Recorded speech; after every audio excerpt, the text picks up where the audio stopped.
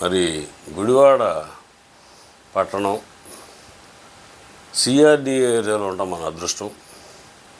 మరి అందుకనే ప్రభుత్వం గుడ్ గవర్నమెంట్ ఉంది మన పైన, స్టేట్లో సెంటర్లో ఎన్డీఏ ఆధ్వర్యంలో మనకి ఫ్లైఓవర్ శాంక్షన్ చేశారు.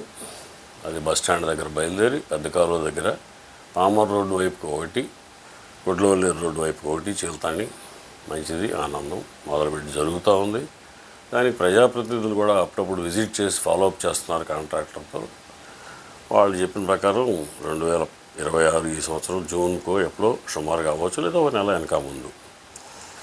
ఇప్పటి వరకు మనం కొన్ని ఇబ్బందులు పడుతున్నాం ట్రాఫిక్లో. పర్టికులర్గా పామర్లగుడ్లో నుంచి వచ్చే వెహికల్ ఉమెన్స్ కాలేజ్ రోడ్లో, కేటీఆర్ ఉమెన్ కాలేజ్ రోడ్లో వచ్చి బస్టాండ్ రోడ్డు వైపుకి తిరుగుతాండి. ఇటు నుంచి వెళ్ళే బస్టాండ్ నుంచి ముందుకు వెళ్ళి అటు వెళ్తాను. అది సింగిల్ వే, ఇది సింగిల్ వే లాగా వెళ్తున్నాం. తాత్కాలికమైంది ఇది, మరి మనం ఓపిక పట్టాలి. అయితే నా విన్నపం ఏంటంటే, మొదట రైల్వే వారిని కోరి, అది అక్కడ ఎస్ షేప్లో ఉంది ఉమెన్స్ కాలేజీలో, స్ట్రైట్ లైన్ లాగా లేదు, ట్రాక్ రోడ్డు ఎస్ లాగానో జెడ్ లాగానో ఉన్నాయి. పర్ఫెక్ట్ జెడ్ కాదు కానీ జెడ్కి కొద్దిగా ఎస్ లాగా అనిపించినట్టుగా. అక్కడ దాకా ఒక 2 వెహికల్స్, బస్సు, ఒకటి లారీ వస్తే అక్కడికి వెళ్ళాక ఒకటే లోపలికి వెళ్తుంది గేట్లో పాస్ అవటానికి. బాటిల్ నెక్ పెట్టేశారు. అసలు గేట్ల నిర్మాణం ఎవరు ఇంజనీర్లు చూస్తారో తెలియదు నాకు. రైల్వేలో అక్కడే పెంచాలి. ఆ రోడ్డు పక్కన ఒక ఆటో ఆయన వెళ్తాడు, ఇంకో 2 వీలర్ ఆయన వెళ్తాడు ఫ్యామిలీతో.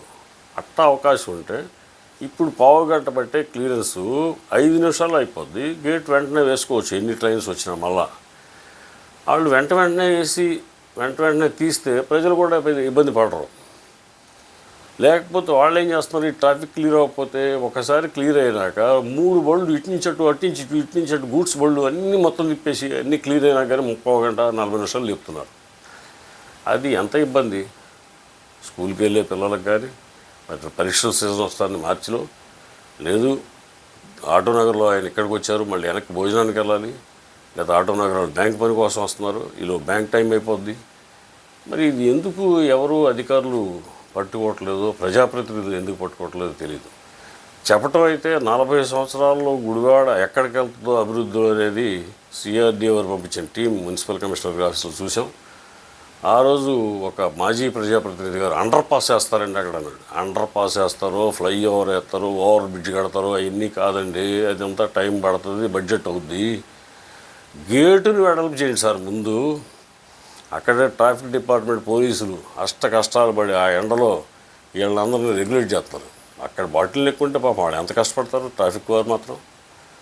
కాబట్టి ఆ గేట్ని డబల్ వెడల్పుతో వెహికల్స్ వెంటనే 5 నిమిషాల్లో క్లియర్ అయ్యేట్టుగా, ఎన్ని వెహికల్స్ ఉన్నా 100 వెహికల్స్ ఉన్నాయి లేట్గా, రైల్వే వారిని మరి ప్రజాప్రతినిధులు అధికారులు కోరి వారితో ఆ పని చేయించుకుంటే మనం ఈ 6 నెలల్లో ఈ సంవత్సరం కొద్దిగా ఇబ్బందులు పడినా తేలికలో బయటపడతామని నా ఉద్దేశం. నమస్కారం.